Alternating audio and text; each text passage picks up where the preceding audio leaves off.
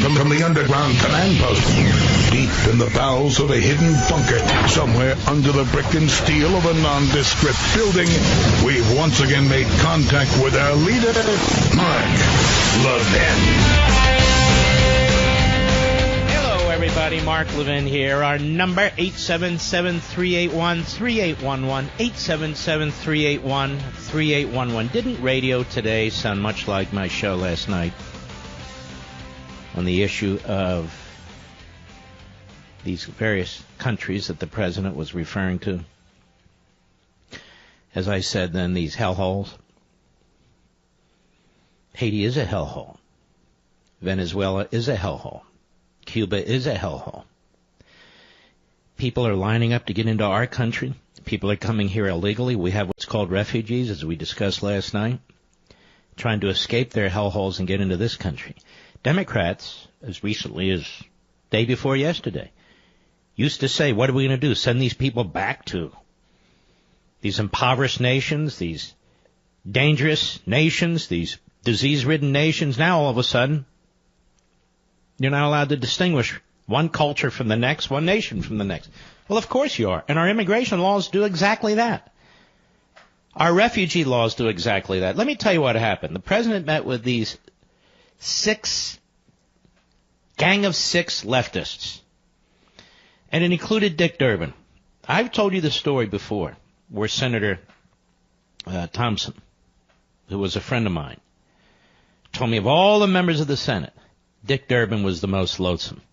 He could not be trusted. He was not a man of his word.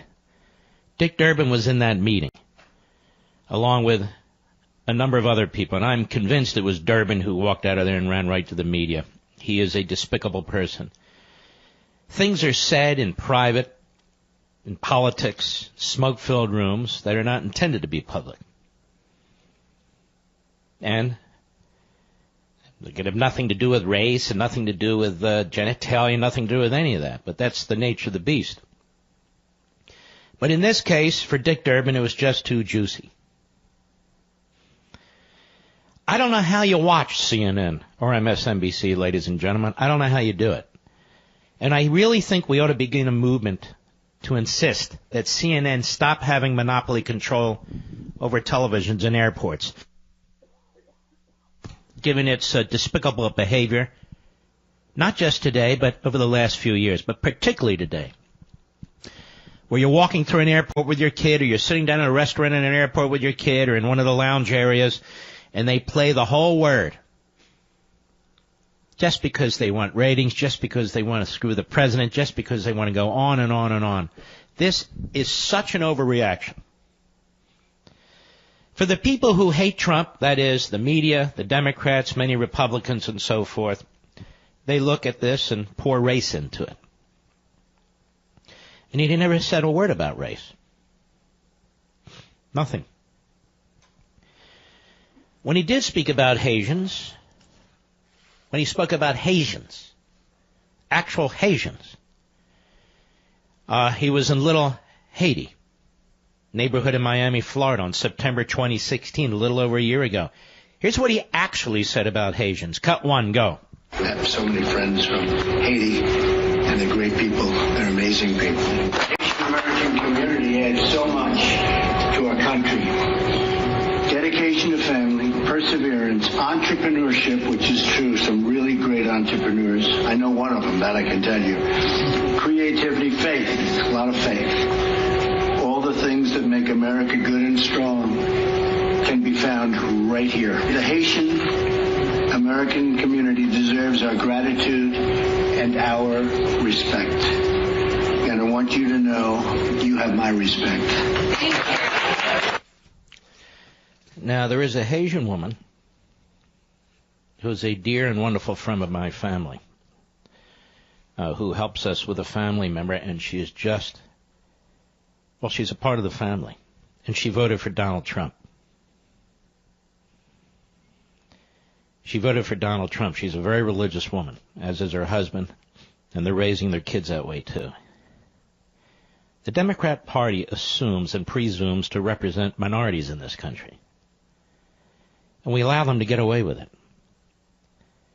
They pretend to be the compassionate party. They have no compassion whatsoever, do they? At least not in my view. Mr. Producer, can you also find the Durbin clip, please, from the floor of the Senate? Let me know when you have that, too. I want you to listen to some of this. These attacks on Americans, these attacks on race and so forth, these are all Democrats. And these attacks on the American people and how there was very little pushback in most of these instances. Here's Hillary Clinton attacking half of the country, or at least a quarter of the country. Cut 22, go. You know, to just be grossly generalistic, you could put half of Trump supporters into what I call the basket of deplorables.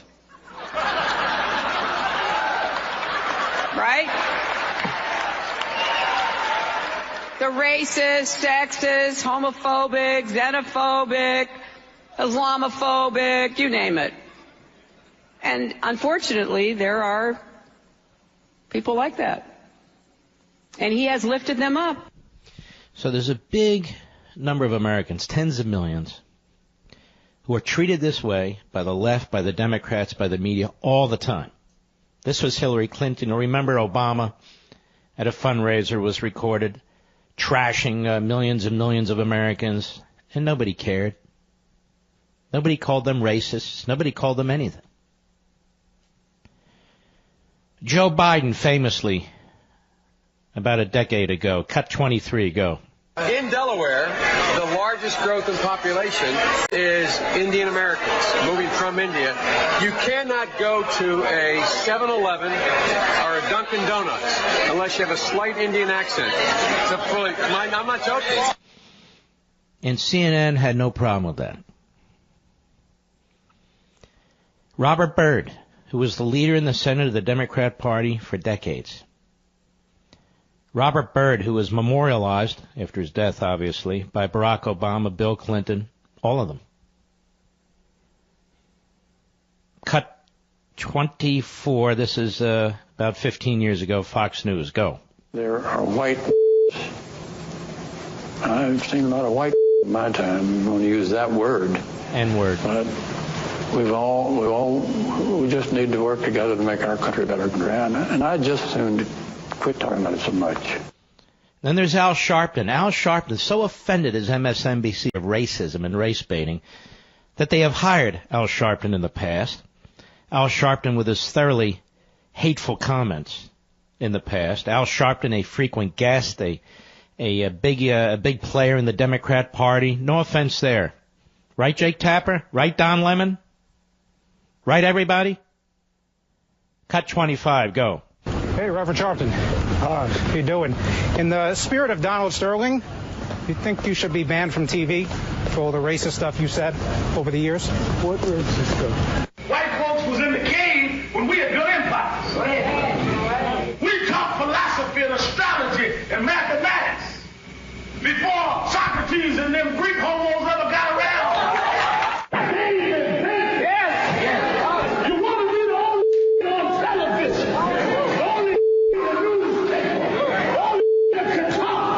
You know, when you refer to Jews as white interlopers, Never referred to Jews as white interlopers. when you drop the N-word on David Dinkins. No.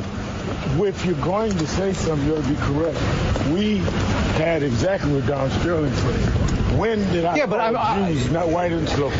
Freddie's Mark. Yep, that's right. You called him a white interloper. But doesn't it take like some serious balls on your end to accuse somebody of racism? Serious on your end in this quote. You went from one guy who paid people off the book. You called a Jew a white interloper, and you dropped the N-word. You see how you lie, you distort. Why do you do what we did? Come with facts. Then there's Keith Ellison, Keith X, who is now the deputy chairman of the DNC. And there's so much on this guy, we're only going to touch on a few seconds.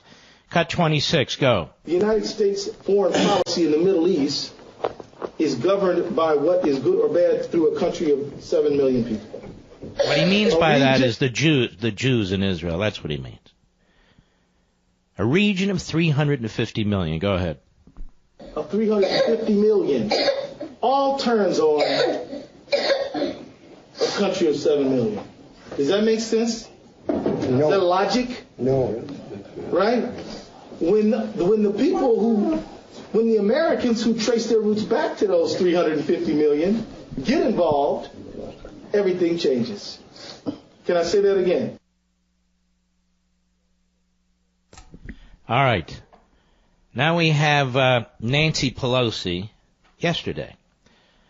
Our friend Chris Wallace said this is like a parking ticket compared to what Trump said. Well, in his eyes, it may well be. But parking ticket or not, it was pretty vile. So vile that Stempy Hoyer, her number 2, objected strenuously to what she was saying.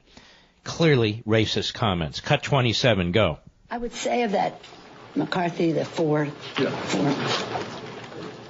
5 white guys, I call them, that's such a, you're going to open a hamburger stand next or what? Go ahead. Is that it? That could have been done 4 months ago. The very idea that this week they're saying, oh, why don't we get 4 white guys and General Kelly. That's enough. Folks, I could go on all day on this stuff. All day. Now, what's not being said is there are meetings on Capitol Hill behind closed doors, hundreds of them every day. Then they go out to dinner, many of them, and they get drunk, and there are more meetings. Many of the men are busy harassing and molesting women at the time, members of Congress. Everybody up there knows it. There's things that are said, there's things that are done that are despicable, that are grotesque, there's adultery taking place, there's deals being cut, and all the rest. CNN knows it. They're involved in it. MSNBC knows it. They're involved in it. They all know it. They know all about it. Just as many of the media outlets in Hollywood knew all about Harvey Weinstein. But I believe Dick Durbin comes out of that meeting, or somebody did, and they spread this to the media, and they jump. And they jump. In 1965, I told you before, it's in one of my books. It's in actually 2 of my books. Ted Kennedy and others, as Senator Hart from Michigan and a Congressman Seller, changed our immigration laws for the purpose of bringing more people from the third world into the country to the exclusion of more people from Europe. Now, this is a fact. It's not the alt-right stuff and so forth and so on. This is a fact. They also put in place chain migration. President Obama used to proudly assert, as did Biden, that by 2044 we'll no longer be a majority white nation. Good, bad, or indifferent, that's what they said. Nobody called them racists. Nobody said Ted Kennedy was a racist. Nobody said these are racist policies. And yet, ladies and gentlemen, the purpose of immigration, I say it over and over and over again. I've said it over and over and over again behind this microphone for 15 years, starting with my Sunday show in New York. The purpose of immigration is to improve the country. Is to improve the country. And the citizenry owns the country. Not the bureaucrats, not the courts, not the media, not the politicians. You do. And we are never consulted. Ever. You've got these 6 leftists, these amnesty types, who bring the President of the United States a proposal, and he's appalled by it. Now, you have some people in media and so forth say, see, that proves that the President's not going to buckle. Nothing is proven yet. Nobody thought those 6 represented the Senate. Not yet. And it's still important that those of us who believe in the rule of law and republicanism continue to pressure our representatives and our president to stick by his guns. It won't be the pom-pom dancers, and it won't be the Rockettes. They have a very interesting way of saying, see, the president did exactly what we knew he would do. The president needs to hear from you, as does everybody else, just for us to be sure. To be sure. That's just the nature of the beast, whether it's Ronald Reagan or anybody else. You don't just sit back and say, oh, he's going to do the right thing. No, you want to be heard because he's being heard by other people. But anyway, that's a game that's played, and I'm not interested in it. But when it comes to Haiti, We all know that it's a hellhole. The people who leave it know it's a hellhole. The people who leave it and come here don't want to go back unless they're visiting family. They know it's a hellhole. The people in Venezuela know it's a hellhole. They want to get out of Venezuela. They want to come to America. It is a hellhole. The people who went on rafts, homemade rafts, trying to leave the island of Cuba to come to the United States, they know it's a hellhole. The people in North Korea who are trying to escape to anywhere, Russia, China, South Korea, who are murdered in their tracks, they know that's a hellhole. Some cultures are better than others. Some countries are better than others. Some government are better than others. And you have to be a complete quack. You have to be a lunatic not to accept that and recognize it. I'll be right back. Mark Levin.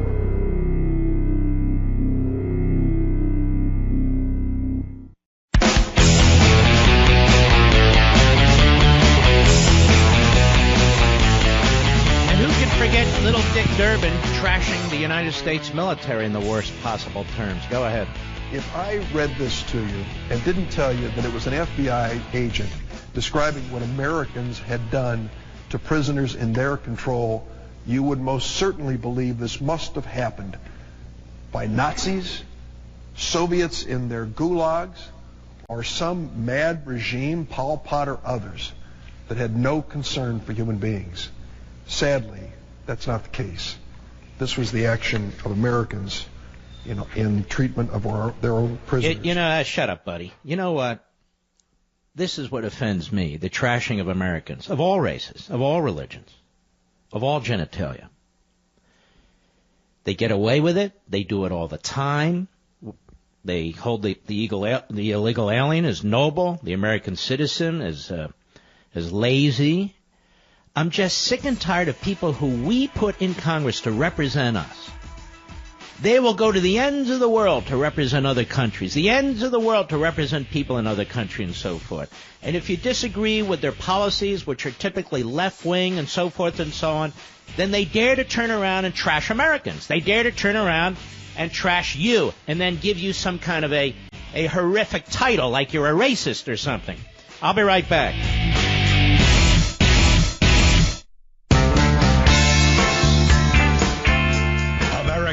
Most powerful conservative voice, The Mark Levin Show. Dial in now, 877-381-3811.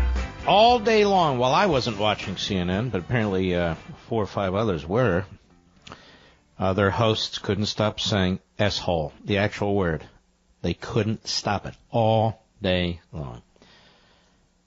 Because these people are hacks. They're not serious people. Look at Chris Cuomo, who's in love with a mirror. Do they get dumber than Chris Cuomo? Do they get dumber than Don Lemon? Or Jim Acosta? What a pathetic lineup of buffoons. Cut 8. Go. President asked, quote, why are we having all these people from shithole countries come here? As a shithole, as living in shithole. Calling those countries shitholes. Remember, we're all shitholers. That was considered a shithole. These people from shithole countries. From shithole countries come These people from shithole countries, all the countries of Africa are shitholes. These people from shithole countries come. This shithole countries. From shithole countries come here. People who come from shitholes for coming from shithole countries. From the shithole of the shitholes are from shithole countries. And we are all shitholers, arm in arm. And you probably come from a shithole. Your mouth is the foulest hole in the world. It's not about countries. It's not about shitholes. It's whole immigrant. No, that's just part of it. We want to hat-tip Grabian on that. Is that really a network worth watching? And let me ask you something. If the president used that word, and he said he didn't use that word, and a couple of the people in the meeting said, oh, yes, he did, and a couple of senators at the meeting said, oh, no, he didn't. Okay, well, greatest country on the face of the earth, and here we are. The media drag us to these places. The reason the leak came out of that meeting was because the leaker knew that the country would have to hear this for the next 3 or 4 days. And the sanctimony would be absolutely incredible. You didn't hear any of this sanctimony when Barack Obama sold out the country to the Iranian regime. You You didn't hear any of this sanctimony when Barack Obama committed acts of espionage against the sitting prime minister of Israel, a Jewish state. You didn't hear any of this when Barack Obama was targeting Jewish organizations with surveillance, did you? No, you didn't. You didn't hear any of this when Barack Obama was bringing CARE into his office and the Muslim Brotherhood outreach into his office. None of it. Now, little Dick Durbin, who was in the meeting and I suspect was the leaker, he runs to the media today. Cut 2, go. In the course of his comments, said things which were hate-filled, vile, and racist. I use those words advisedly. I understand how powerful they are. But I cannot believe that in the history of the White House, in that Oval Office, any president has ever spoken the words that I personally heard our president speak yesterday. Are you out of your mind, you idiot? Let me tell you something about your hero, Woodrow Wilson, who is the biggest modern president racist in the nation. Are you unfamiliar with your hero, Woodrow Wilson, little Dick Durbin of Illinois? You want to hear about this, ladies and gentlemen? The racist that was Woodrow Wilson. Has the Democrat Party ever rejected Woodrow Wilson? No, they named buildings after him. Oh, he's sure nothing like this was ever said out of the White House. Is this a joke? Woodrow Wilson resegregated the civil service after the Republicans desegregated the civil service. And he said so many vile things about blacks. It's in the history books. It's on the internet. Apparently, little Dick Durbin can't reach up to the keyboard to figure it out. To say these outrageous things. Lyndon Johnson, when running for the House of Representatives in Texas, was a segregationist. Little Dick Durbin served with, or soon after, Robert Byrd. They never had a problem with Robert Byrd. Never. It's one thing to say that you object to what the president said. It is quite another to try and exploit this situation, which is what the Democrat Party does. 100 years ago, 150 years ago, hell, 50 years ago, the Democrat Party used race to fire up white people to go out and vote for them. They trashed the black people in this country. They put laws in place to inhibit the black people in this country from getting jobs, from eating at counters, from voting, you name it. The Democrat Party has a long, bloody, hateful record when it comes to black people in this country. And they want you to forget it. But they have always used race for political gain. Now, they make jokes about white people and so forth and so on, and they have immigration policies in place that they feel are going to help them have power. You've got to remember what I've said from the beginning. Race aside, age aside, all of that aside. That's window dressing for these people. They are about the fundamental transformation of America. Whether it's white people, black people, brown people, gay people, straight people, single, married, it doesn't matter. They are about turning this country inside out. And that's why they're so power hungry. They cannot tolerate independence. They cannot tolerate individualism. They cannot tolerate a colorblind society. They must balkanize people. We just had a tax bill. What did they do? And along with the Republicans, which was disgraceful, talk about class warfare. Oh, it's for the rich, it's for the rich, it's for the rich. Every time they try to save Social Security and Medicare through reforms, oh, they're against the old, they're against the old, they're against the old. Anytime you try to secure the border and deal with that issue, oh, it's racist, you must be against brown people. It's predictable. It's their talking points. Dick Durbin, listen to this one. Cut 3, Mr. Producer, go. When it came to the issue of, quote, chain migration, I said to the president, do you realize how painful that term is to so many people? Let's stop right there. Chain migration is painful to people? Chain migration is now a term that is painful to people? We're not allowed to use chain migration like we're not allowed to use the phrase illegal alien anymore? And we have to call illegal alien children dreamers? See, this is the psychotic nature of the left and the psychological games they play with you and me. They create their own nomenclature, and they eliminate other nomenclature. Go ahead. Americans believe that they migrated to America in chains. And when you speak about chain migration... Oh, this is pathetic. So when you speak about chain migration, it's a throwback to slavery. When slaves came here in chains, that has nothing to do with it.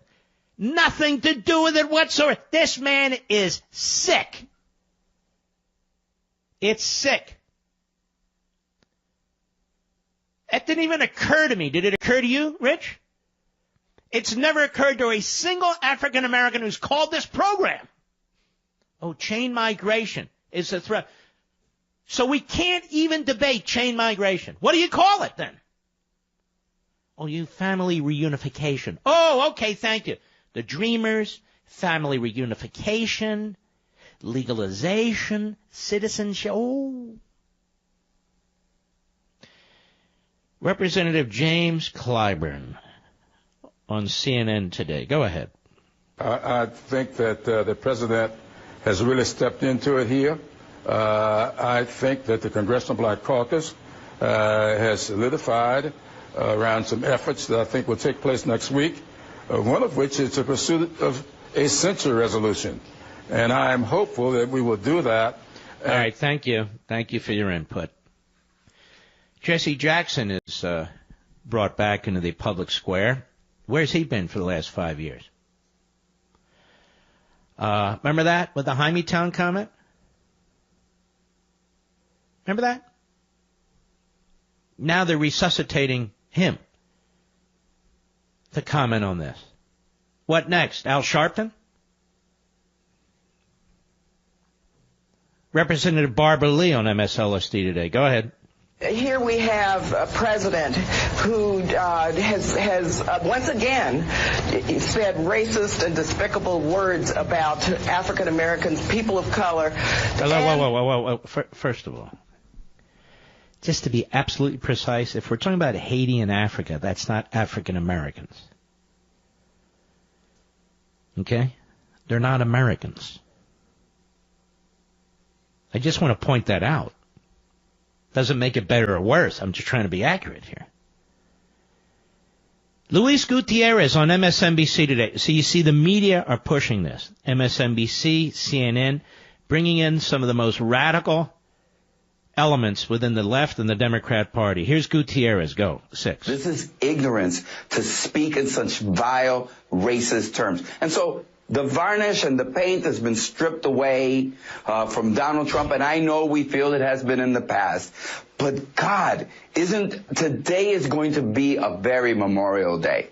And that's saying a lot in the Donald Trump presidency, because we now know that we have in the White House someone who could lead the Ku Klux Klan in the United States. Shut up, you idiot.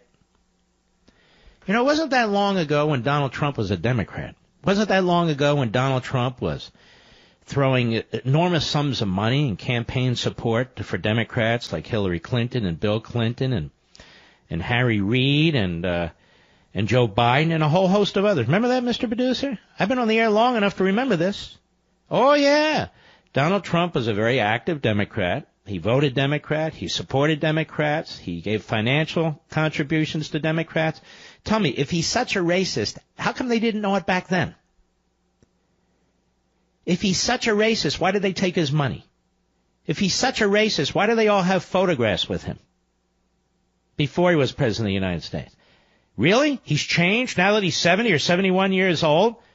When he was 60 or 58 or 55 or 62, he was a great liberal Democrat, and now he is an alt-right throwback racist? Is that about right? No, of course it's not right.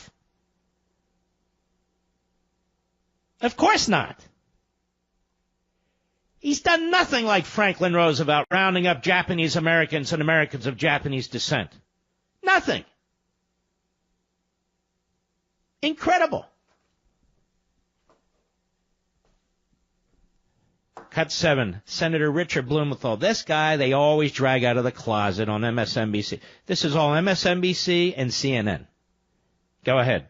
First, thank you for reporting it, and thank you for talking about it. Too much of America is in denial about these really base instincts. This remark by the President of the United States smacks of blatant racism, the most odious and insidious. All right, thank you. Now we have Jim Acosta on CNN. Tell me if you can tell the politicians from the so-called reporters, by the way.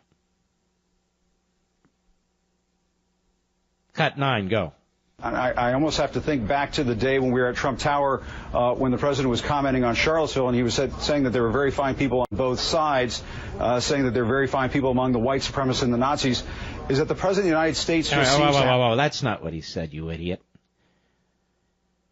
That's not what he meant. That's you projecting. He never said there are very fine people around among the white supremacists and the Nazis. You believe this stuff? We've all lived it. We saw it. We watched it. We heard it. Believe this guy? And so preposterous and repugnant is he that Jeff Zucker, the preposterous and repugnant head of CNN, gave this guy a job increase. He's now the senior White House correspondent.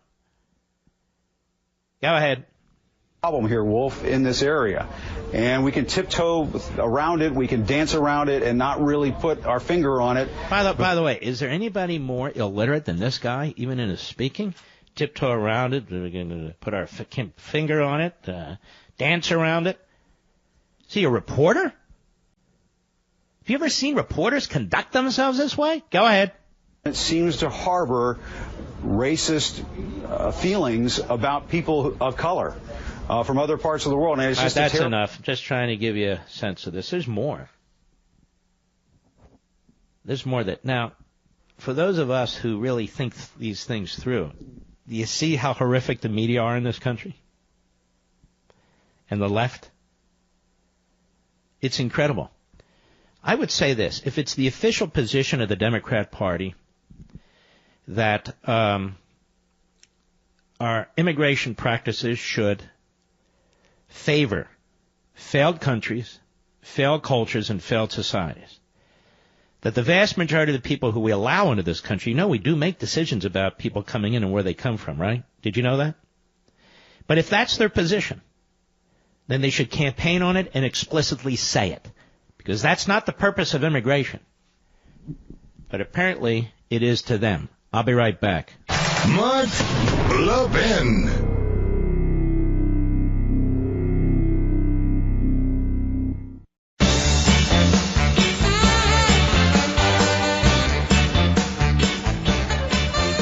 That illegal immigration from Haiti increased from 2015 to 2016 by 600%. 600%. I don't understand. Why are we supposed to have open borders unless people are trying to escape hellholes?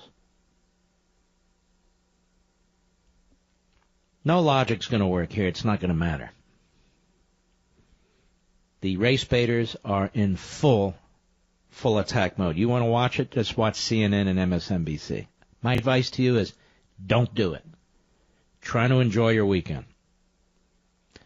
Here's something interesting. Studies show that security systems deter burglars. It's a fact. But there's still a burglary every 8 seconds in America. How? Well, think about it. Do burglars give up just because some houses have security systems? No, of course not. They find a house that isn't protected. That's why securing your home is truly a necessity. So let me recommend this brilliant security system built by my buddies at Simply Safe. Simply Safe is ridiculously smart. Its sensors will protect every point of access in your home. Plus, if a burglar so much as tries to break in, an ear-shattering siren will let him know that the police are on their way right away. Best of all, Simply Safe's 24/7 monitoring is just $14.99 a month, and they'll never lock you in a long-term contract. And with Simply Safe, you'll even get a 60-day money-back guarantee, so there's no reason not to try it today. Go with the only home security system I trust. Simply Safe. By going to simplysafemark.com. That's simplysafemark.com. simplysafemark.com. All right. Let me take somebody who disagrees with me. Bill, Clark, New Jersey, the great WABC. Go. How you doing, Mark? Okay. Look, you're going to have to hurry or we're going to hit a break. Go ahead. Yeah, well, I just wanted to answer a question you asked. You know why the Democrats took his money? Because you go on Howard Stern every month and talk about abortion. All right, this has nothing to do with anything. Why don't you direct it to the subject right now? You asked the question, dummy, and I'm answering it. Hey, pal, if I could reach through the phone and rearrange your nose, I'd do it in 2 seconds. Now get the hell off the phone. There it is, my first caller. He lied to you, didn't he, Mr. Callscreen? This is why I get angry. When pukes like that lie to come on a national program. All right, let's try somebody else. Christopher. Well, we don't have time, do we? All right, we'll go back to the callers in the next hour. I want to get into some other things, too. We're not going to allow the media to drive this entire program. We're just not. So we have some other things I want to get into, too. We'll be right back.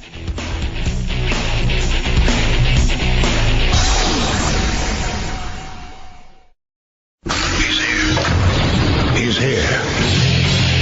Now, broadcasting from the underground command post, deep in the bowels of a hidden bunker, somewhere under the brick and steel of a nondescript building, we've once again made contact with our leader, Mark Levin. Hello, everybody. Mark Levin here. Our number, 877-381-3811, 877-381-3811. You know what? I'm even going to surprise Mr. Producer here. Clear out the phone calls. I want to discuss something with my my radio family here. Do you think America can survive? You know, I read about Athens all the time, and I have for much of my adult life. Rome, Persia. You read about these early societies. You look what's happening in the world today with the rise of China. China, I believe, will be the most powerful country on the face of the earth in 20, 30 years if this keeps up. And it looks like it's going to keep up. And then you look at the rise of communism, which has a strong foothold in this country, with progressivism being the bastard child of communism. If that makes you uncomfortable, then think of it as Hegelism. But I look and I see if a country does not want to survive, it's not going to survive. I don't even mean the people. We have almost no say in any of this anymore. We sit back and the courts decide, and we elect people, and under our Constitution, under certain categories of activities, they're the ones who are supposed to act, and these courts take control. We have this mass bureaucracy that rejects the result of elections, and even apart from elections, we have a federal government that is devouring more and more of the private sector and the civil society as a matter of rote activity. I watch what takes place today. I watch the media. Even put Trump aside. You watch the media today. You watch the media in the past. The president's deranged. The attack on the Electoral College. The protection of illegal voting through all kinds of trickery and rules and means, and yet the reverse, calling people who want the rule of law to be upheld as racists or trying to stop people from voting. The all-out assault on our traditions and customs. The all-out assault on our institutions, whether it's the military, law enforcement, and so forth.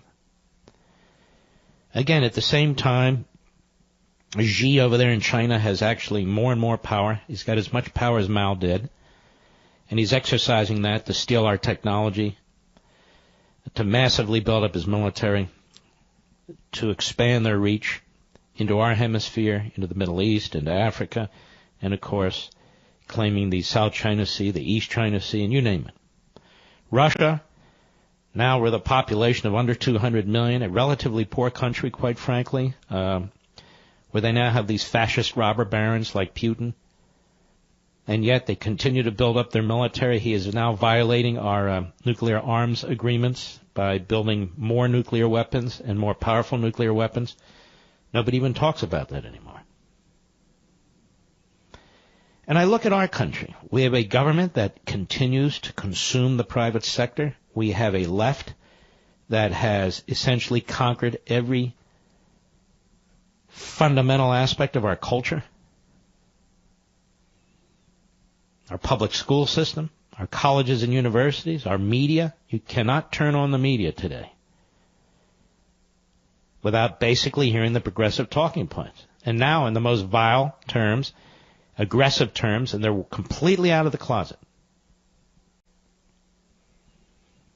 So many of the great successes of the Reagan era have been thrown away. Completely. Completely. So I'm asking you an honest question, and I must tell you, it does cross my mind. It does cross my mind. Probably 50 times a day. Can America survive? I don't want to hear platitudes about the American people. I know the American people are great. The problem is the government is less so. The government is less so. And we make a huge mistake when we confuse the country and the people and the civil society with the federal government. They're not the federal government. Does the federal government represent us, or does the federal government rule over us?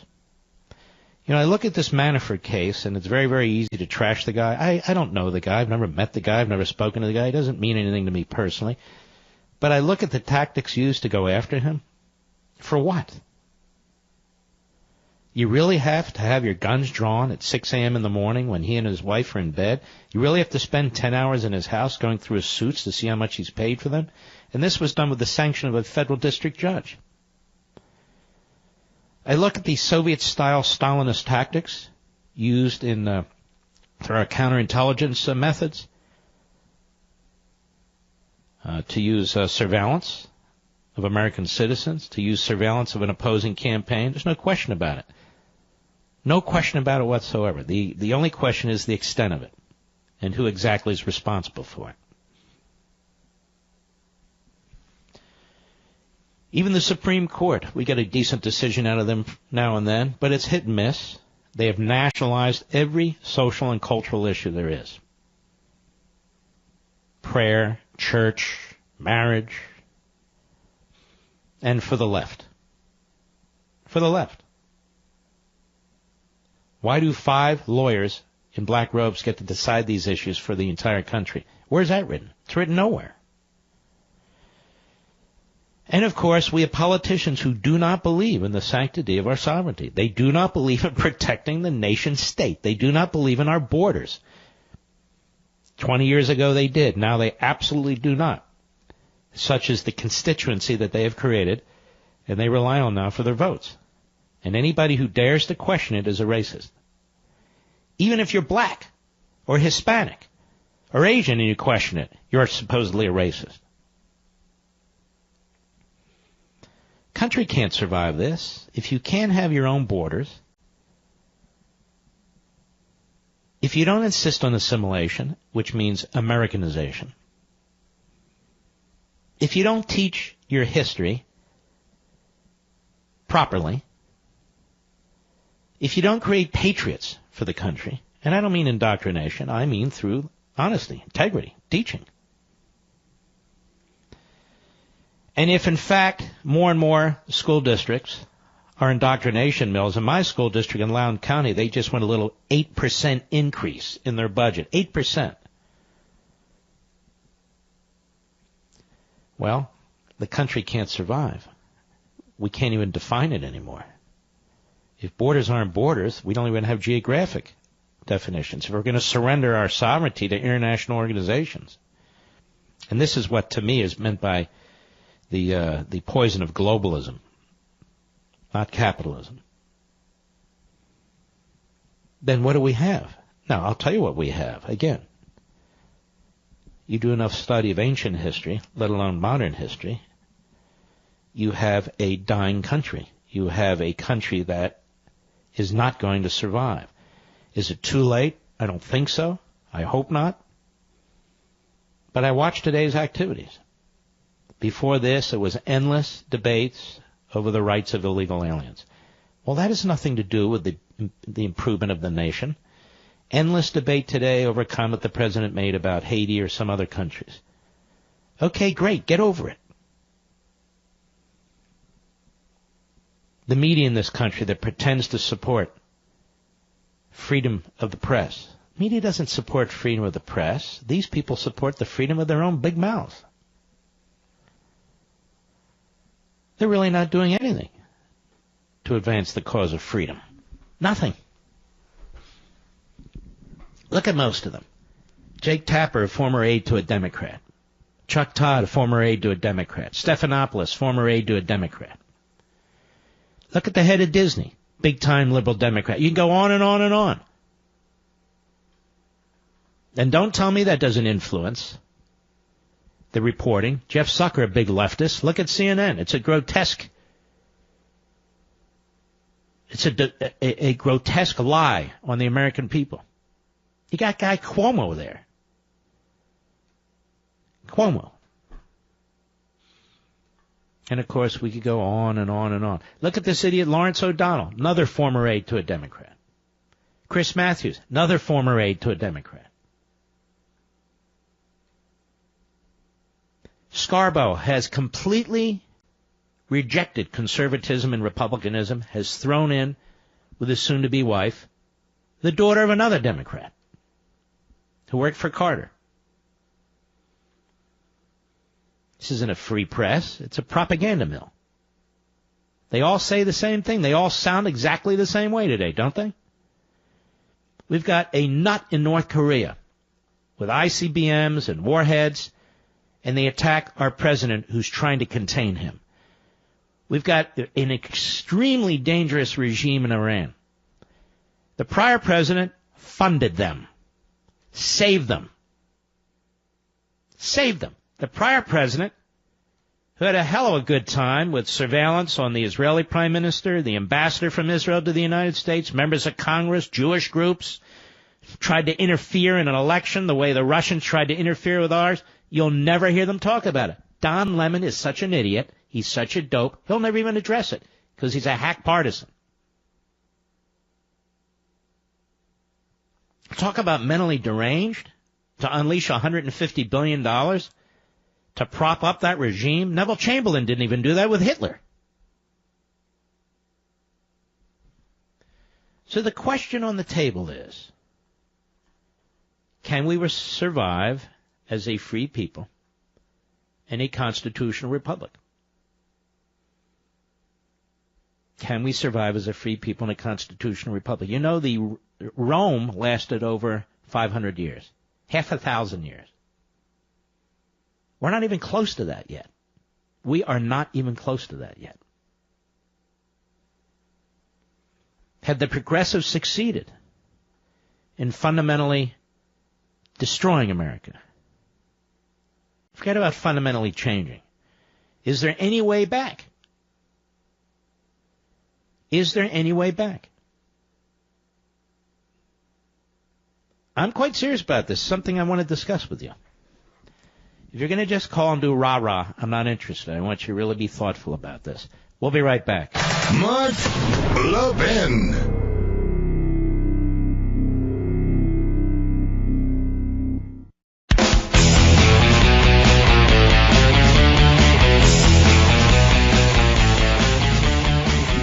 I'll give you an example of how bad things have got. I have no reason that I can explain to you why the Weekly Standard even exists. Can somebody tell me why the Weekly Standard exists? What gap does it fill? What void does it fill? Anything profound? I was sent today this piece, I guess it's from early this morning, by some guy named Andrew Ferguson. I don't know him. I've never met him. I don't believe we've ever talked. And it's ostensibly a hit piece on Simon & Schuster, and a wonderful editor, my editor, Mitchell Ivers, reading the Milo manuscript. How unpublishable was it? ? And somehow in here, of course, he attacks me. I guess because he wants me to mention his name because nobody else will. I saw a picture of this guy. He looks like a real slob. That aside, here he is again, begging for our attention. This is on this Milo guy, who I don't know, I've never met, never spoken to, has never been on my show. As he pursues a lawsuit against Simon & Schuster and its imprint Threshold Editions. Threshold is dedicated to publishing conservative polemics. Oh, so it's polemics.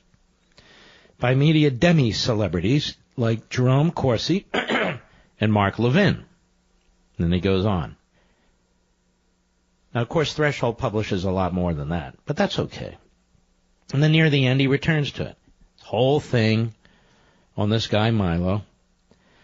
And at the very end, he returns to it, his attacks. Now, I can assure you, this fool has never read any of my books. The Weekly Standard, I think, did one review once of Liberty and Tyranny. It was a hit job, and I responded to it. Millions of these books have sold.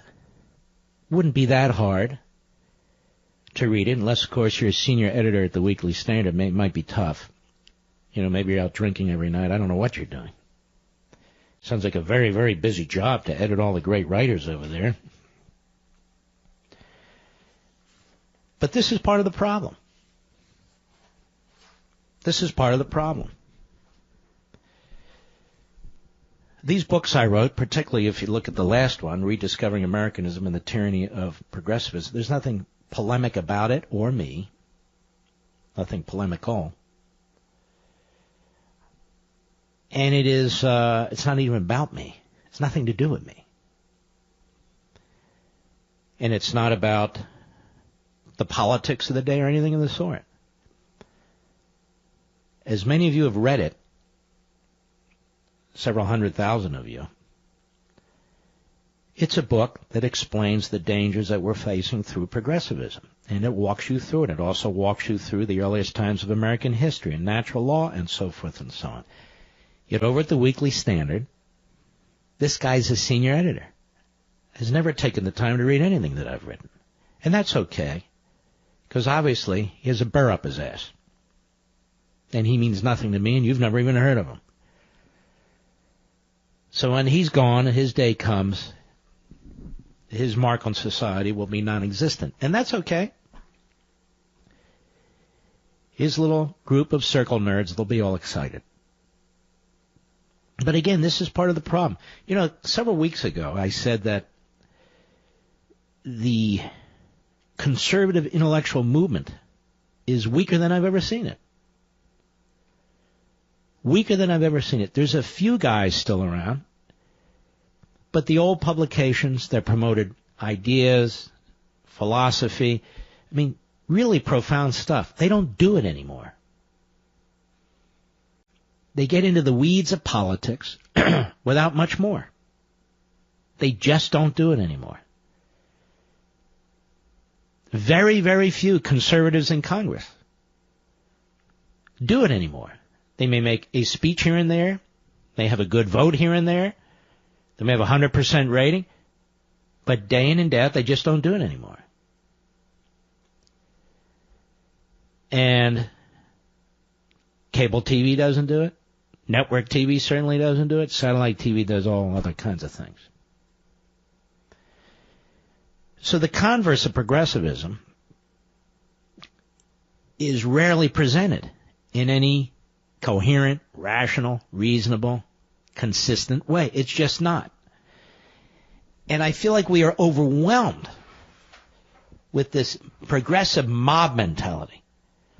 And because Republicans don't know how to fight it, because they either don't agree with you and me, or many of us, or they just think the politics is not there,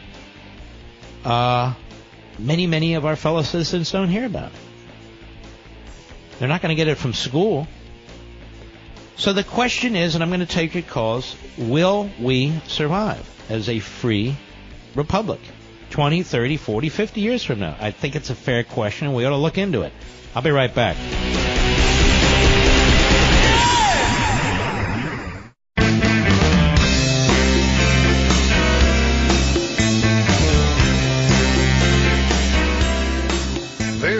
is Radio Free America on the Mark Levin Show. Call now, 877-381-3811. I want to read you something dug up by the Daily Caller in an interview with The Atlantic, according to The Atlantic. Comments recorded in an interview with The Atlantic, wide-ranging interview based on Obama's foreign policy over his 8 years in office. And during one portion of the interview, Barack Obama reportedly described Libya as a mess to the interviewer, but behind closed doors he called the country an S show. Now, Jake Tapper, I know you listen to this show. Chuck Todd, I know you listen to the show. I know you all listen to the show. Chris Wallace, come on now. It's right there. It's online. You can find it. It's put up there this afternoon. These comments, according to The Atlantic, quote, "So we actually executed this plan," this is Obama, "as well as I could have expected. We got a UN mandate. We built a coalition. It cost us $1 billion, which when it comes to military operations is very cheap. We averted large-scale civilian casualties. We prevented what almost surely would have been a prolonged and bloody civil conflict. Despite all that, Libya is a mess." Mess is the president's diplomatic term. Privately, he calls Libya a SH-T show, quote-unquote, in part because it subsequently became an ISIS haven, one that he has allegedly targeted with airstrikes. Now, Libya is in Africa. It's in North Africa. He called it an S show. And as the Daily Caller points out, the comments received little coverage when made public at the end of Obama's term. So he called Libya, which is clearly an African country, he called it an S show. Now that you know this, America, millions and millions of you, if you wish to punish yourselves and watch CNN and MSNBC, let's see if they bring it up. Of course, they'll say it's different. So, of course, it's different, because Obama said it. Ana Navarro, who is putrid, see if she brings it up. Don Lemon, who is putrid, see if he brings it up. Chris Cuomo, who is putrid, see if he brings it up. Dick Durbin, double putrid, see if he brings it up. How about James Clyburn? Did they ever move to censure Barack Obama? Of course not. Of course not. That's Libya. We don't care about Libya. No. They destroyed Libya. They let loose the terrorists in Libya. So back to the question about America. First, goals for 2018? Well, I've got them. But I can only achieve them if I'm well rested. And thankfully, I have a Casper mattress helping me get a great night's sleep. The Casper mattress has a unique combination of foams that provide the right pressure relief and comfort, so you feel perfectly balanced. And thanks to the breathable material, you're guaranteed to sleep coolly. Plus, the mattresses are built to last for many years. Basically, since I've gotten my Casper, I've gotten the best sleep ever. So I know 2018 is going to be a great year. Try Casper yourself for 100 nights in your own home risk-free. They ship it to you for free in a compact box. Plus, if you don't love it, you don't have to put it back in the tiny box. They come and pick it up and refund you everything, no questions asked. So you lose nothing. Start your year off right with a guaranteed great night's sleep every night. Get a Casper. I'm serious about this. Try yours for 100 nights, over 3 months, in your own home, with free shipping and returns. Go to Casper.com/Mark and use code MARK to save $50 on the purchase of select mattresses. Got to listen to the address again. Casper.com/Mark and then put in code MARK to save $50 on the purchase of select mattresses. Terms and conditions apply. Now, if you go out this weekend to one of these mattress stores and you're thinking about buying it, ask them, can I use it for 100 nights free, and if I don't like it, just return it? And will you deliver it to my house for free? Ask them that. I'm quite serious. Ask them that. Can America survive as a free republic over the next several decades? Will it? Will China surpass us? Athens didn't survive. Rome didn't survive. And both of them survived much longer than we have so far. Casey, Charleston, South Carolina, the great WTMA. How are you? I'm doing perfectly fine. All Enjoying your show, Conversation. Thank you. Yeah. You're on. But the question is, can America survive? Honestly, no. I mean, don't quote me on it. Maybe it'd probably be a 50-50 chance, but the way it's going right now, no. And the reason why, because I'm 42 years old, and the older generation in their 50s have failed us. Big time. So? You know, I'm just being honest.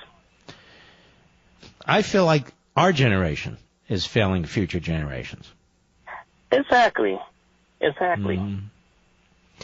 And if the young people, our children and grandchildren, will really look at what we're doing to them fiscally, looking at what we're doing with the debt, look at how we're spending future earnings, their future earnings, spending the future earnings of babies yet born, what we're doing to future generations, it is criminal, absolutely immoral. And chip away the Constitution. And that's what they are targeting. Because look at Europe. What Europe going through, what Greece going through. Isn't it amazing, too, we have the media self-aggrandizing, as it is, going on about how they are the bulwark for freedom. And we got to have a free press. Of course we have to have a free press. When you look at CNN and MSNBC and their universal attacks on one party in defense of another party, the universal attacks on this president, so does that look like a free press to you or a propaganda mill? No, I done turn all media off. I mean, I've listened to Sirius XM, but I done shut it off completely. By the way, don't hang up. I'm going to give you a free 1-year subscription to CRTV. You want to check us out? On my, forget it. Yeah, I can check it out on the app. Yeah. All right. Well, then we'll give it to you. Download the app. All right. Hang on. We'll try you. I have a rule. 5-second pause means no. But he was trying to figure out which device he could use, and it can work on that for sure. It can work on his app. We'll walk him through that. Jay in St. Louis, Missouri, Sirius Satellite. What do you think? Hi, good evening, sir. Yes, sir.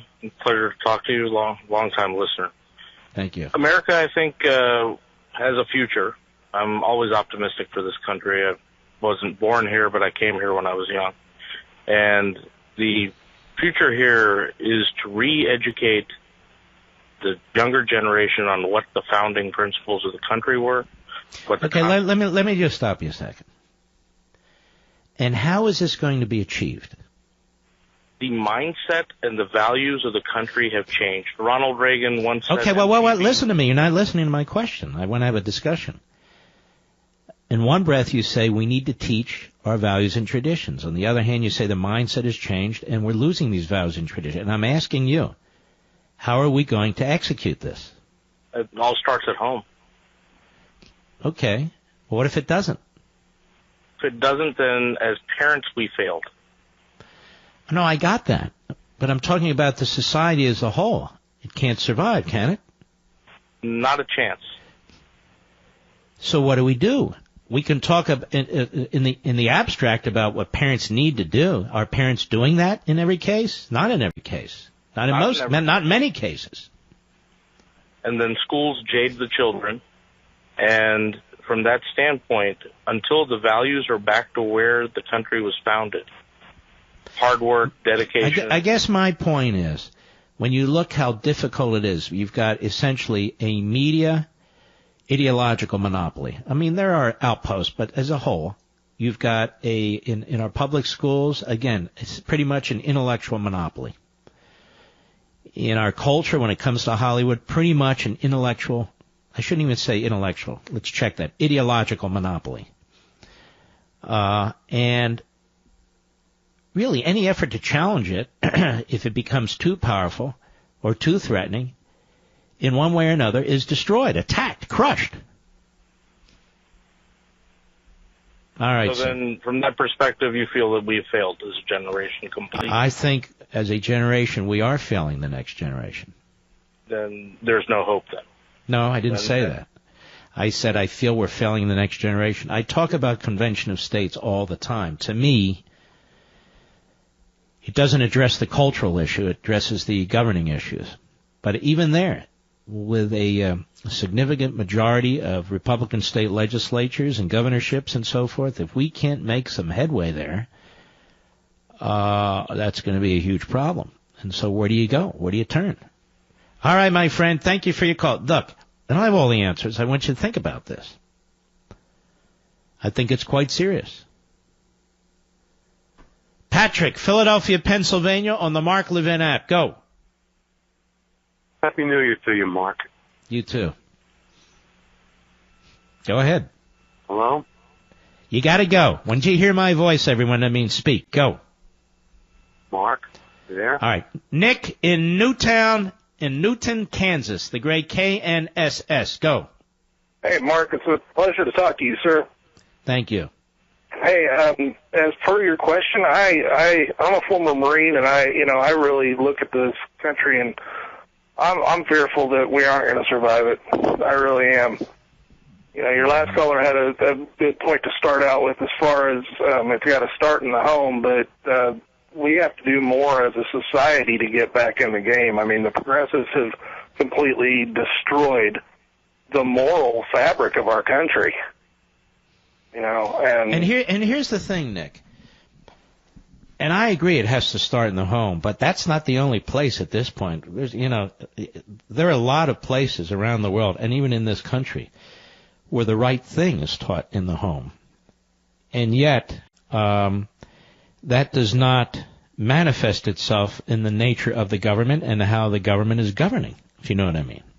Yes, I do, sir. Unfortunately, it seems like everybody that promises to follow and stick to the Constitution and support us the way they're supposed to, they just don't seem to be doing it when we send them to Washington. And, you know, I remember seeing Obama running for president the first time, and I was like, oh, my God, are they seriously following this guy?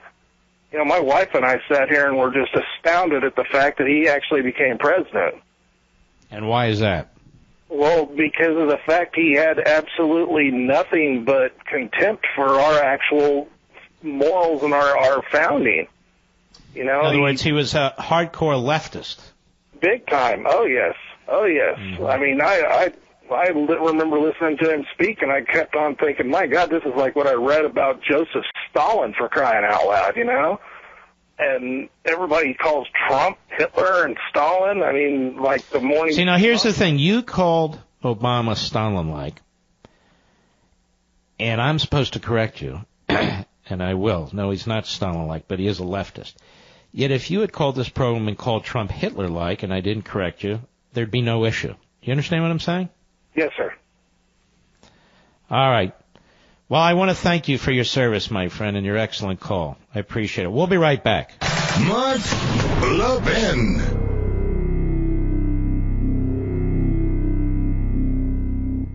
I'm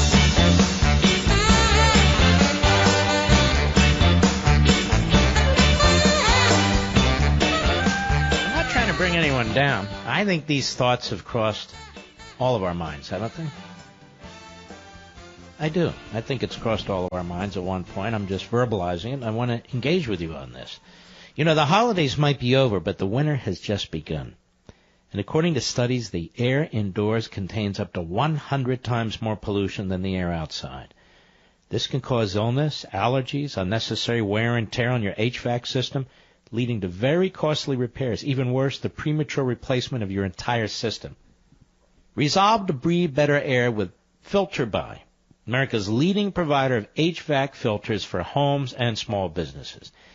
This company, Filter By, it's a small family-owned company in America. It is absolutely terrific. They carry over 600 different filter sizes, including custom options, all shipped for free within 24 hours. Plus, they're manufactured right here in America.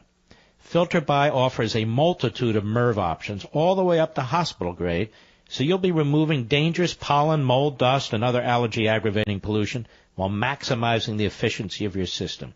Right now, you can save 5% when you set up auto delivery, so you never need to think about air filters again. They think about it for you. And you don't have to go to Home Depot or Lowe's or any of these places anymore and look around and what's the aisle and can you help me and I'm 10 minutes away. They'll do it for you. Save money, save time, breathe better with filterbuy.com right here in America. That's filterbuy.com, filterbuy.com. All right, let's see who we have here. Let us go to Justin in Hawaii, on the Mark Levin app. How are you? I'm doing good. How are you? Very well, thank you, sir. Go right ahead. I would like to say that I think that if a communist nation like China can succeed in this world, then democracy such as ours should have no problem. I think all we need to do is take back our education system, and we should be all right. Is that all we need to do? So how do we do that? Let me tell you something. The most monopolized institution we have in this country is our public education system. It's controlled by the National Education Association, to a lesser extent, the AFT, American Federation of Teachers. I was a school board member as a very young man.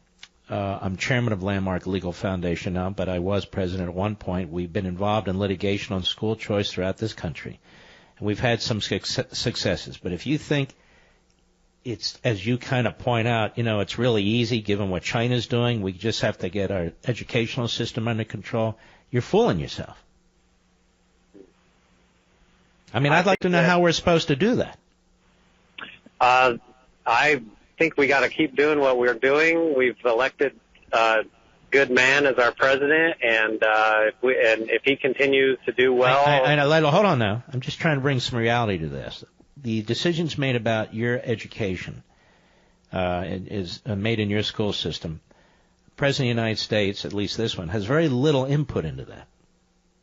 Right. I'm going to prove it to you, not to embarrass you. Who is the president of your school board? Do you know? I don't know. How many members are on your school board? Do you know? I couldn't say. Okay. Now, I'm not doing that to embarrass you. I'm just saying, therein is the issue. If people don't go to their school board meetings, they're not in their face, they're not watching the union, they're not kicking up dust, it's not going to change. We can't just rely on the President of the United States to change the school system in Kona, Hawaii. It's not going to happen. No, absolutely not. Yeah, I mean, this is a very blue state. What I meant was that if we have a president that, like Donald Trump, that can influence our kids without the school system, maybe they'll change. Or maybe, look, it's not the president who's going to save us. It's not the Congress that's going to save us. It's not the courts that are going to save us. They're not going to do it. Right. Now, we have Trump, but the Democrat presidents are the problem. Congress is the problem. The federal government is the problem. The federal government is advancing this progressive agenda. We have little respites now and then when we elect a Reagan or we elect a Trump in some respects, not in all respects. But the trajectory is clear. So we can't rely on the federal government as a whole to undo what the federal government is doing because they're doing what they want to do. All right, my friend, thanks for your call. We'll be right back.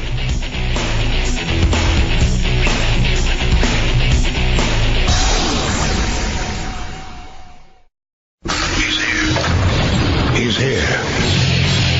Now, broadcasting from the underground command post, deep in the bowels of a hidden bunker, somewhere under the brick and steel of a nondescript building, we've once again made contact with our leader, Mark Levin. Hello, everybody. Mark Levin here. Our number, 877-381-3811, 877-381-3811. Let me just touch on a couple more things, get into some more. It's Friday as we move around the globe here. The reason I asked, will America survive for 10, 20, 30 years from now, is because fundamentally these battles that take place in this country are battles over culture. They are battles over culture. And we are losing our culture. This point that Trump makes, very inarticulately, but he makes it, about this asshole or that hole, do we really need people from here or there? It's not a condemnation of the people. It has nothing to do with the people. It has everything to do with the culture from which they seek to escape, from which they become refugees. The vast majority of us have never been to Haiti. We've seen pictures of it. We can read about it. Why haven't we been? The vast majority of us have never been to Venezuela. Why not? North Korea, why not? You don't even think about going to these places. And the reason is they are societies that for the most part, well, those societies completely have failed. Not because the people of Venezuela or the people of Haiti or the people of North Korea. And yet those civil societies really don't even exist. They are anarchies led by tyrants. And they dress up their positions as compassionate communists or socialists. But it comes down to a battle, a cultural battle.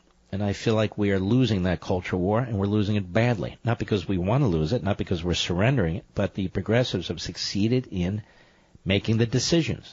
The decisions more and more are centralized, which is what they want. Individualism is constantly under attack. They prefer conformity and uniformity. So it's a battle of cultures. And it's not just internal.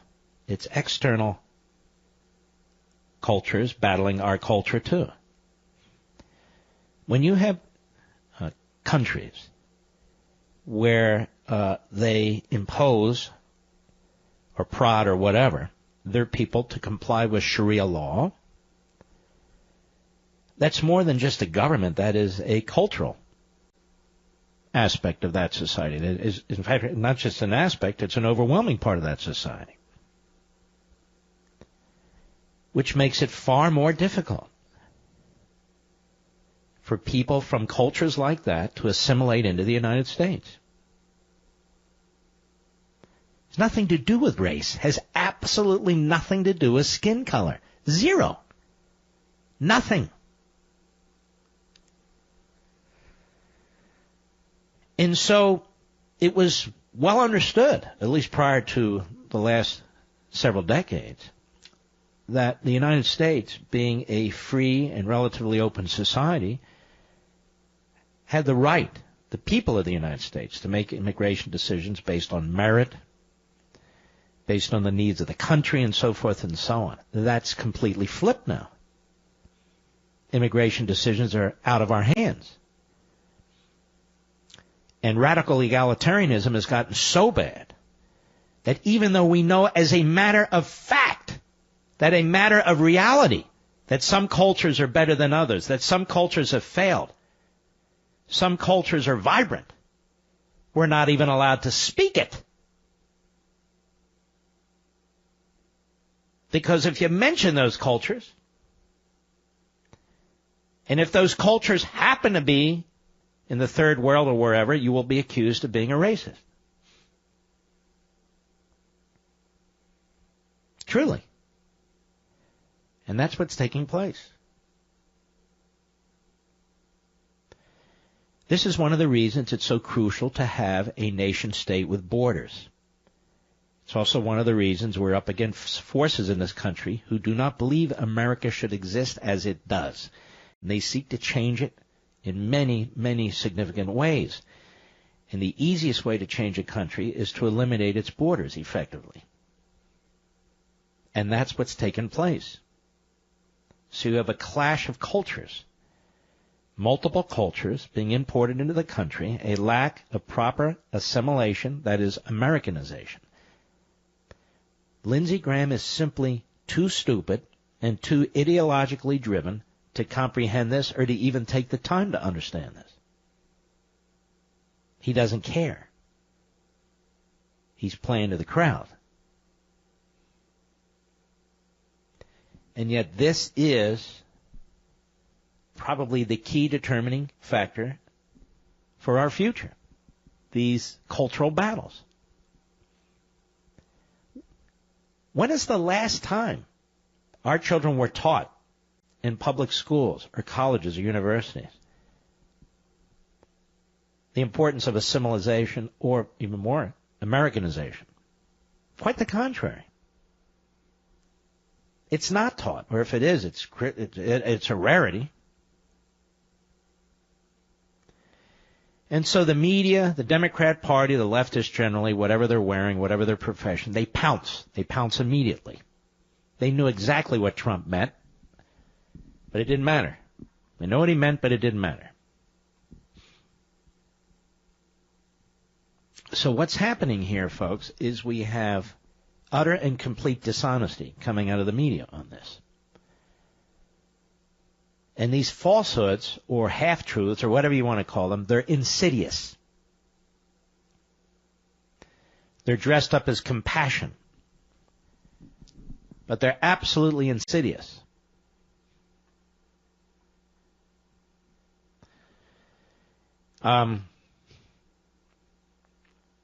Take the language.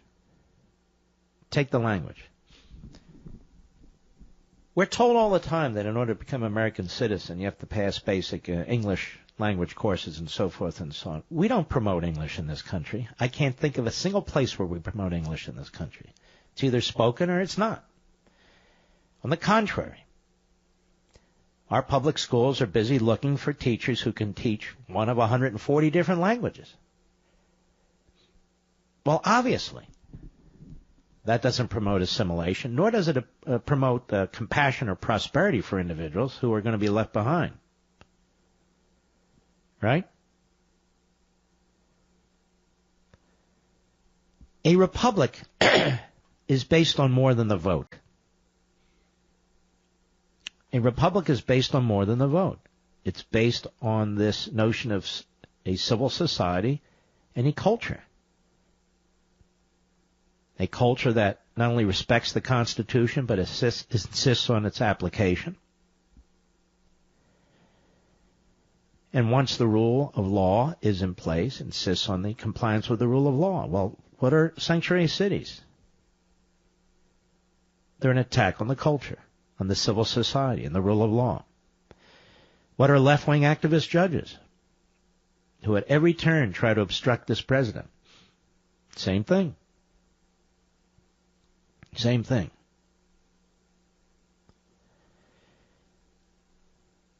Samuel Huntington, who was, as I've mentioned many times, a professor at Harvard, amazing, I don't think he'd ever be able to last today, wrote an outstanding book, Who Are We? The Challenges to America's National Identity. He said, cultural America is under siege. Cultural America is under siege. And culture is the glue, I'm projecting from there. Culture is the glue that keeps a civil society civil. It is the glue that keeps a civil society civil. So you don't have to be anti-immigration, but you need to be rational. There need to be respites. So there can be assimilation. Instead, what's happening is we're being flooded day in and day out. And the Democrat Party, as I explained to you earlier in the week and played the audio of various prominent Democrat officials at the time, has now decided to reverse course rather than fighting it, to join it, to exploit it, to use it for power. So the Democrat Party is at war with our culture. The Democrat Party is at war with our culture in order to advance its own politics, to get votes, to acquire and retain power to advance a progressive agenda. That's why I asked you last hour, do you think America can survive? Just curious about what you might think about it.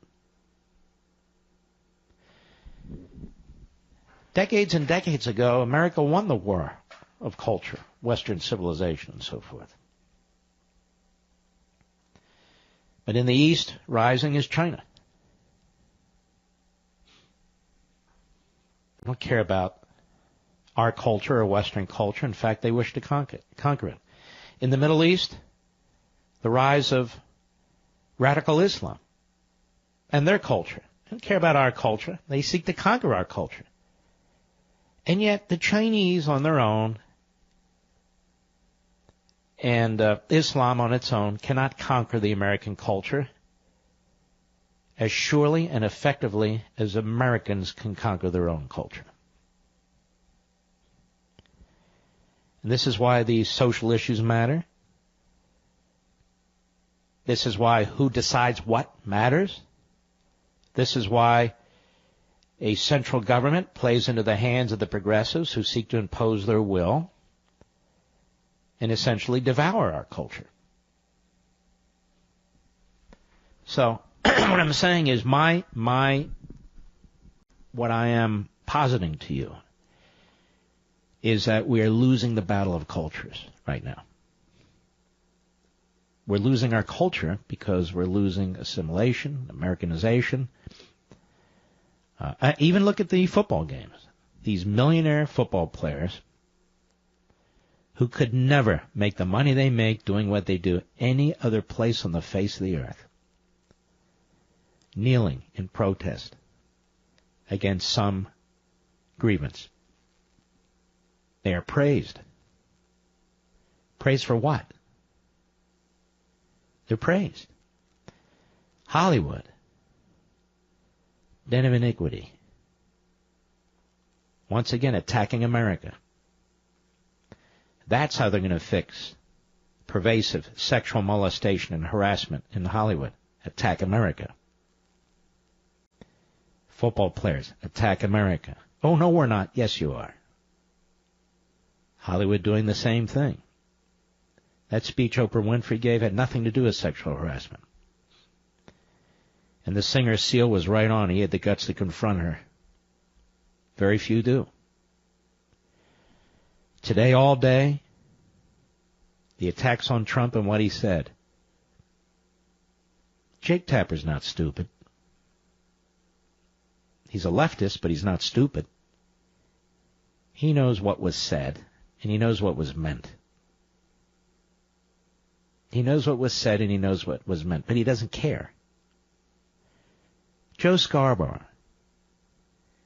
is among the most detestable in the media. He knows exactly what he's doing. He's a chameleon, but it doesn't matter. They're utterly irresponsible in what they say, completely and utterly irresponsible, and they do not give a damn.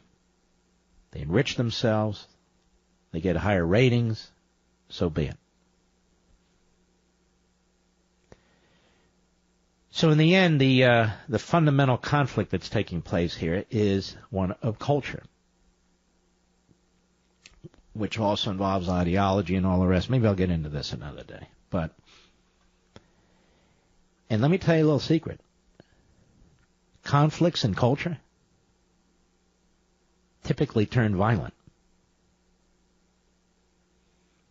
I'm certainly not encouraging it, but they typically turn violent when you have a fundamental conflict of cultures. That's why America was founded. It was so brilliant. So, but the more you centralize decisions, the more you actually create conflicts among groups in decision-making, conflicts that are unnecessary if people make their own decisions. Like this entire thing about bakers having to bake cakes if they don't want to bake cakes for a gay marriage because, let's say, they're evangelical Christians or Orthodox Jews or practicing Muslims. They say, look, we don't believe in that. We're not going to do that. You know, we'll bake a cake for you, but we're not going to get involved in it. Oh, no, you must. And that's because the government has decided to impose its will. Why? It's not like there wouldn't be a cake somehow. And so more and more when that takes place, you create enormous tension, and in the future, and I'm not in that example, but others, violence. Violence. You want decisions diversified. You want decisions made by individuals, if possible, at the lowest possible level in the home. All right, I'll be right back. Mark Levin.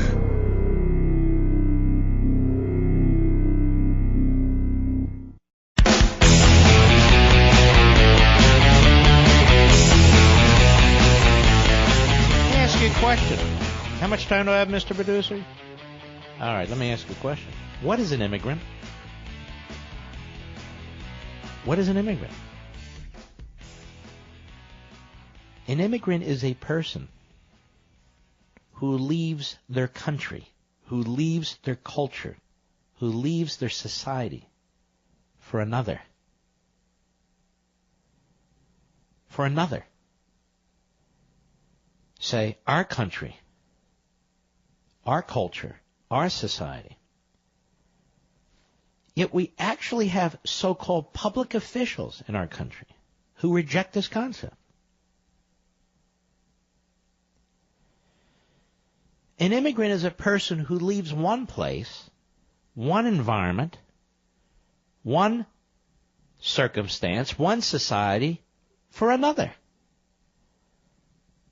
Now, since we have millions of people who want to come here and we don't have millions of people who want to leave here, I think it is fair to say that the American culture is superior. The American society is superior. The country is superior. The government is devouring them. So, as a matter of rationality, it makes no sense when you listen to a Durbin or today a Lindsey Graham who is woefully stupid. When they say all societies are alike, all cultures are alike, if that were true, there'd be no immigration. They don't even understand what immigration is. In its simplest form, it's a person leaving point X to go to point Y. I'll be right back.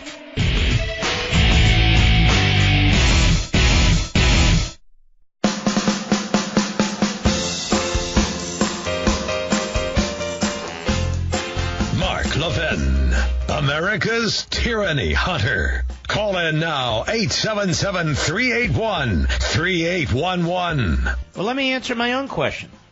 Will America survive as a free republic? I think America will survive for a time. It will survive for a time. Our culture will survive for a time. But it is definitely in decline. That's what I believe. I think if somebody who passed away 30 years ago was alive today and they saw what was going on in the culture, I think they would be stunned. If you had told people 20, 25 years ago about our immigration policies today, even Democrats, they would be stunned.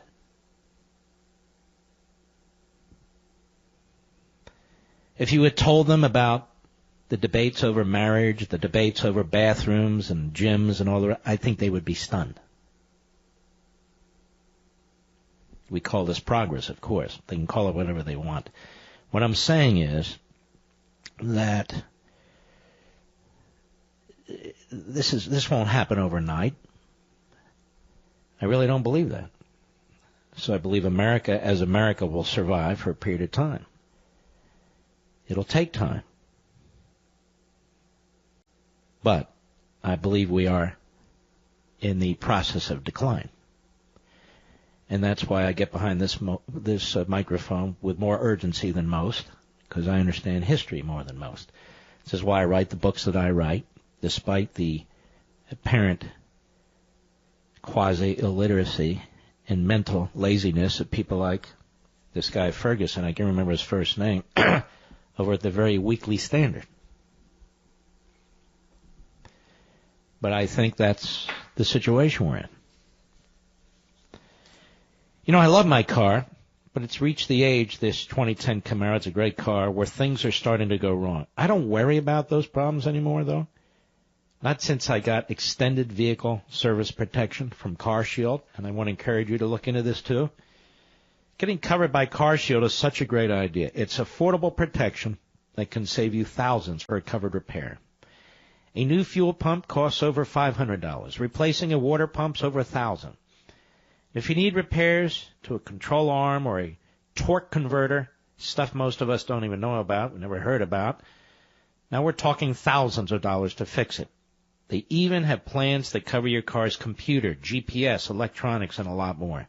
CarShield's the ultimate in extended coverage, and they get your favorite mechanic or dealership paid directly, so you don't have to get in between and you don't have to subsidize the repair. Sign up right now and get 24/7 roadside assistance and a rental car while yours is in the shop. Save yourself from high repair bills. Get covered by CarShield like I did before something goes wrong. It's not like, Obamacare, where after the fact they'll take care of it. Car insurance doesn't work that way, which is why this is such an important service that they're providing at CarShield. All you have to do is call 800-CAR-6100, mention code Levin. 800-CAR-6100, code Levin, or you can visit their website, carshield.com. Again, use code Levin, that's Levin, to save 10%. That's 800-CAR-6100 or carshield.com, code Levin. A deductible may apply. John, Payton, Colorado, the great KVOR. Go! Mark, you're the greatest spokesman for freedom and the future of this country I have ever heard. Wow. I'm an 84-year-old man. I lived through the Great Depression and remember it. I lived through World War I, II. I remember it. And I lived through the Korean War, and I remember it. I served in the Marine Corps. I served in the Army. And I will tell you, this country will survive. Our culture will survive because we will never surrender. Mm-hmm. We don't know all the answers, but we always find a way. And we will again. Trust and believe. I hope you're right, my brother. And thank you, sir, for your very, very kind words. I much appreciate it. God bless you. Very positive. I like that. Let us go to David, Flagstaff, Arizona, on Amazon Echo device. Now, David, before you speak, I want to remind people about this because we can get more and more people in here this way. I'm giving a new way for you, your friends, your family, your enemies to listen to the Mark Levin Show this year. You can now hear me on your Amazon Echo device. What's an Amazon Echo device? Those of you who have one, you know what I'm talking about. Your Amazon Echo device. Just say, Alexa, enable the Mark Levin Show skill. Again, Alexa, enable the Mark Levin Show skill. The last word is skill. You'll connect with me instantly. And after that, you can connect with me all the time. Just say, Alexa, open Mark Levin Show. For more information, go online to marklevinshow.com, marklevinshow.com, and search the keyword Alexa. David, Flagstaff, Arizona. That wasn't hard to do, right? You're on Amazon Echo device. I am. It was very easy. In fact, I heard you say it last night, and for Christmas, I got an Amazon Echo Dot, and I'm going, what am I going to do with this thing? And now I found a good use for it. I just played you saying that, and you actually set up the Amazon Echo for me. People don't realize technology is so remarkable today, but I really appreciate it. You go ahead. Sure. Hey, you asked the question, will America survive? Yes, just like your last caller, America will survive because, like you said, America is a culture. Anywhere where there's a people who believe in these ideals, be they in Ireland, Poland, Morocco, or in America, in the United States. Let me follow up. Are our ideals being taught? Are they being enshrined? Pardon? Our ideals. Are people being taught them? Are people learning them? See, we have something a little different going on than we had in World War II, or even 30 years ago. We actually have a counterculture propaganda mill in most of our colleges and universities and with these tenured professors. So we actually have that going against us this time. But I hear the callers call into your show. Now, another question is the United States government going to survive? And I don't think, as it's currently organized or current direction it's going, that it will survive. So you think the government won't survive, but the country will survive. Now look at Venezuela. The country's gone to hell, but the government survives. Right? Well, look at Chile. Chile's in trouble right now. The socialists are back. It's interesting you should mention that. Chile's had about a decade of free market capitalism, of freedom, maybe more than that, maybe 20 years. And guess who's back? Yeah, but even in China, I think those people are getting a taste of liberty. Well, they may be getting a taste of liberty, but they're lurching back in the opposite direction right now. It's all over the media, and you can see it. Xi now is effectively a dictator. But there's people in that country who have grasped onto these ideals. But there's people in every country who have. North Korea, Iran, and so forth and so on. What we're talking about, though, is the society generally and the culture generally. And you remember Mao's Great Leap Forward? Remember his Cultural Revolution? That's where most of the people died. He was trying to cleanse society of all these reprobates, you know. Well, thank you for your call. I very, very much appreciate it. Well, ladies and gentlemen, a little birdie just sent something to me. Lindsey Graham. Lindsey, come home, Lindsey. Lindsey Graham. Let's see. This just came out. Washington Times, Stephen Denon. Lindsey Graham, one of those in the meeting Thursday with President Trump, reportedly called some developing nations S-hole countries.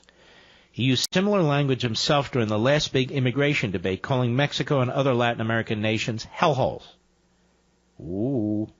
South Carolina Republican was arguing for the need for stiffer enforcement to stop a new wave of illegal immigrants, blaming the jobs magnet for enticing millions of people to flee their home countries for the U.S.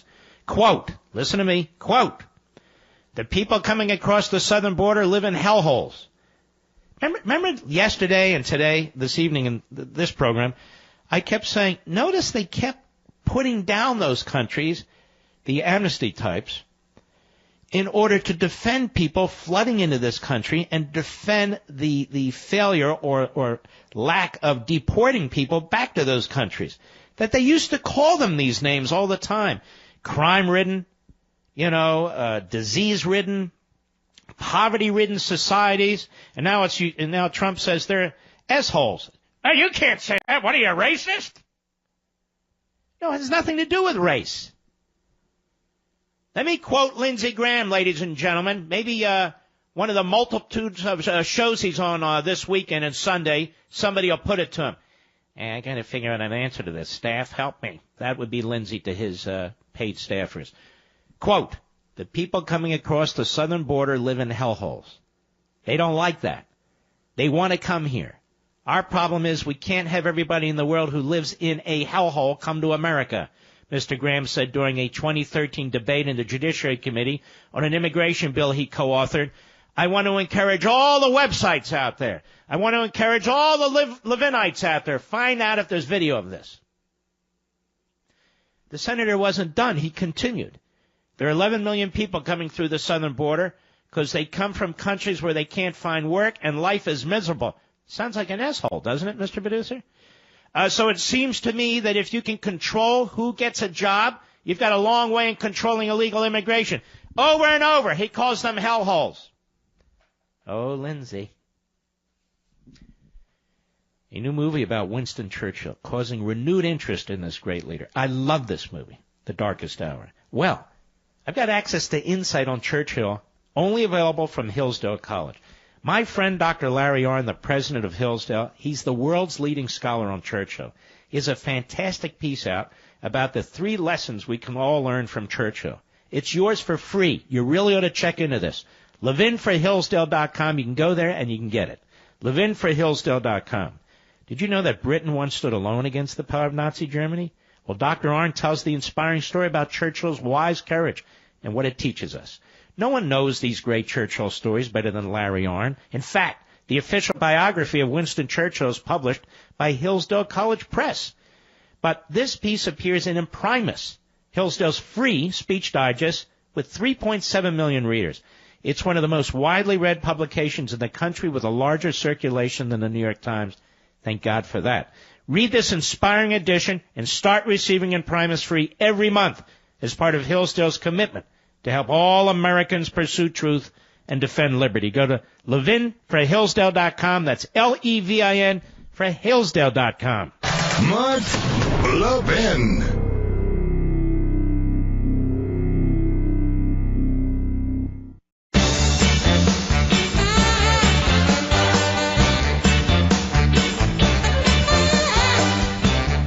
Got a little surprise for you.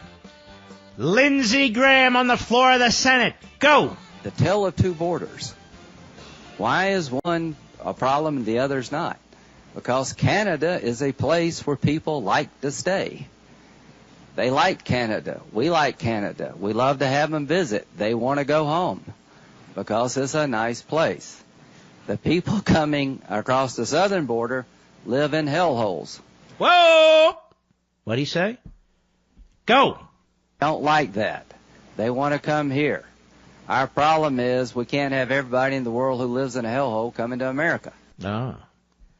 Wow. So in other words, Canada, white, they want to go home. Mexico, brown, they don't want to go home. Why? Because it's a hellhole. It's a hellhole in these countries with brown people. Is that what Lindsey Graham is saying, ladies and gentlemen? Of course that's not what he's saying. But he said that. Hellhole. Hellhole twice, referring to Mexico and countries south of the border. Now, all you idiot phony journalists this Sunday, I just did some homework for you. Try to do it. Don Lemon. Is Lindsey Graham a racist? Jake Tapper. Who the other schmoes on there? I don't even know. Oh, Brian Stelter, he'll be busy. How about all the other clowns on MSLSD? What do they think? What do they think? The fact is there are hellholes in this country, in this world. And you know how we know? Because people flee them. As I said 20 minutes ago, there'd be no immigration but for the fact that people want to escape hellholes. And by the way, we have some hellholes in this country, too, where people are escaping from one state to the other. Ooh. Yes, you know what we call them? Blue states. Oh, that's right. All right, ladies and gentlemen, this is for you, America. Here we go.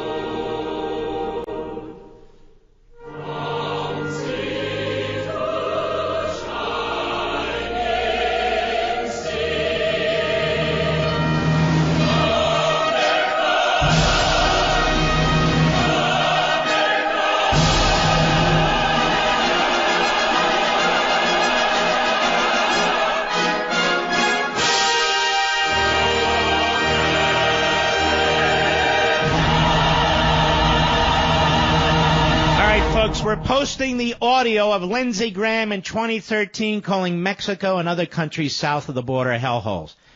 He's not a racist, is he? Oh, my Lord. We salute our armed forces, police officers, firefighters, and emergency personnel.